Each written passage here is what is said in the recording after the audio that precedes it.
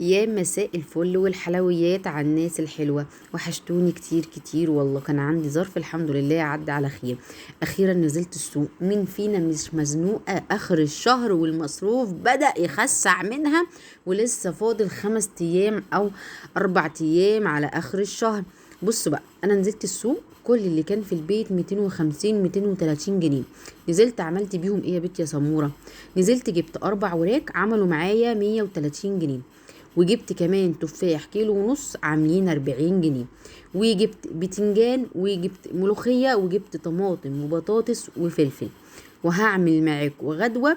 والوراك ال4 وراك دي هنعملهم 2 في 2.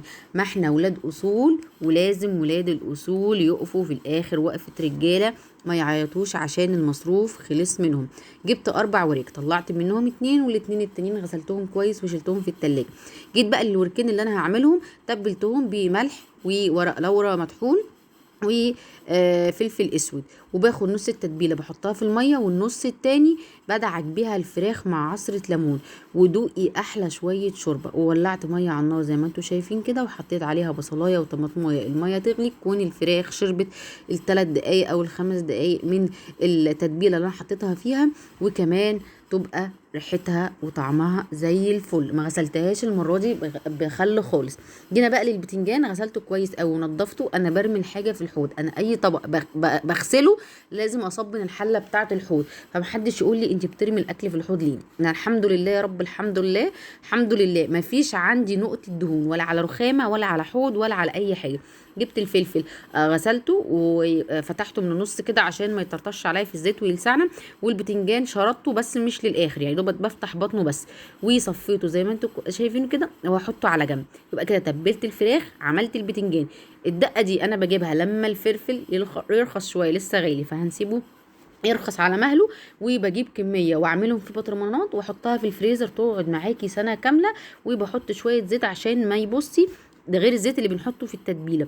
ودوقي بقى اي بتنجان، دقه فول، اي حاجه تحط عليها بتنجان. جربي دقه البتنجان دي كمان على الفول بتاع المطعم، معلقه طحينه والفول والبتنجان وملح وكمون، وهتاكلي احلى شويه فول. ولو عندك مكعب زبده ولا حاجه، مش عايزه اقول لك بقى احلى اكل ممكن تاكليه. هنا الميه غلت، نزلت بيها. وكمان نزلت بالفلفل في الزيت، ونزلت بالفلفل الاول عشان يطعم الزيت، فهتلاقي البتنجان كده طعمه حلو. لكن لما بتقلي البتنجان على طول تحسي مفيش طعم، لكن الفلفل بيطعم الزيت ويبقى ريحته طلعت واللهم بارك. نزلت بالفلفل خلصته كله، وادينا نزلت بالبتنجان، ونزلنا بالوراك. مش هتاخد معاكي نص ساعه، الوراك ما فيهاش نفس، ما بتاخدش منك سوا كتير. اعمليهم وركين وركين. ادينا النهارده عملنا وركين مع شويه ملوخيه وبتنجان واكله اللهم بارك. وبكره او بعده على حسب عددكم بقى، واعملي بكره تاني يوم اعملي وركين، او فوتي يوم بكره كله اي حاجه.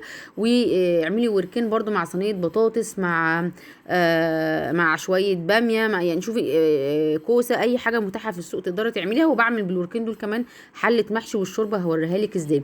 كله شغال. وفي ثانيه رحت مولعه على الرز، الكاتل يغلي، شوحت الشعريه يا دوبت لونها يصفر، وظبطتها وكانت زي الفل اللهم بارك. والرز 10 دقايق ويكون جاهز.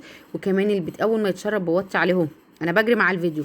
وكله جاهز اهو. وادي البتنجان ما بخلوهوش يحمر، يا دوبت يطرح عشان ما يمررش. وادي البتنجان جهز، والفلفل خلص، والوراك كمان زي الفل. في حاجه بس كنت مضايقاني عايزه اقول لكم عليها. اللي طبعه ابن ناس غير اللي شكله ابن ناس. يعني في ناس شكلها حلو، البروفايل بتاعها شكلها حلو، وهي قليله الادب ولسانها طويل، وانا لساني مش قصير. فاي حد هيتعدى حدوده معايا، انا زي ما قلت لكم مش هسمح لحد انه يكلمني بطريقه مش اللي هي، ولا اخلي حد يكلمني بطريقه برضو مش اللي هي.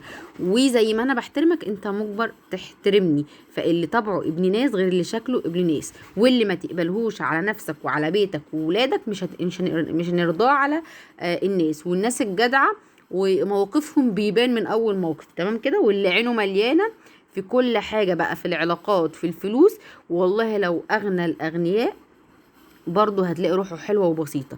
والجعان مهما مالت عليه الدنيا ووجعت فيه، هتلاقيهم برضه ثابتين في مكانهم ما بيتغيروش. بس في ناس كده مهما ربنا يديهم من لسان حلو ومن صحة يبدأوا يقدروا في الناس. فما فيش أسهل من قلة الأدب.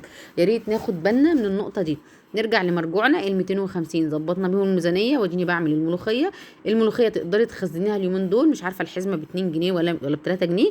جيبي الكميه اللي تناسبك، ولو قريبه من العبور كمان انزلي هاتيلك ملوخيه السنه وطلعيها تلج وحطيها زي ما انا حطيتها كده في الحله، وانزلي عليها بالشوربه. هتحافظي على لونها. انا مش عارفه ليه الكاميرا كانت جايبه لونها تعبان كده، بس كانت لونها اخضر وريحتها جميله جدا جدا جدا. ما تستنيش لما الملوخيه تفك. يبقى ال 250 هيسندوكي بالفاكهه بتاعتهم. كنا جايبين تفاح، جبت بطاطس كيلو ونص، جبت طماطم كيلو ونص برضو ب10، والبطاطس كيلو ونص ب20. وجبت فلفل، وجبت بتنجان، وجبت 4 وراك زي ما قلتلك، وجبت كمان التفاح، وجبت نص كيلو ليمون. بصوا الشوربه، كل ده عشان تبلت الفراخ لوحدها وتبلت الشوربه. الفراخ نفسها هتلاقوها مسكره حاجه اللهم بارك. انا بعمل الشوربه على قد الملوخيه، عشان مش شوربه الفراخ مش بحبها تقعد، بالذات ان انا عامله وركين، يعني هتبقى اكتر من كده. انا عايزه استطعم بطعم الشوربه. جربوا الاكله دي. ال 250 تقدروا تعملوا بيهم كذا ميزانيه. ممكن تجيبوا هياكل الفراخ رخيصه دلوقتي، ممكن تجيبوا اجنحه وتشووها، ممكن تعملي اي طريقه تناسبك. المهم لو انت لسه مكمله معايا لحد دلوقتي في الفيديو، ما تنسيش تعملي لايك وشير. بص الاكله اللهم بارك. دمتم سالمين. السلام عليكم ورحمه الله وبركاته.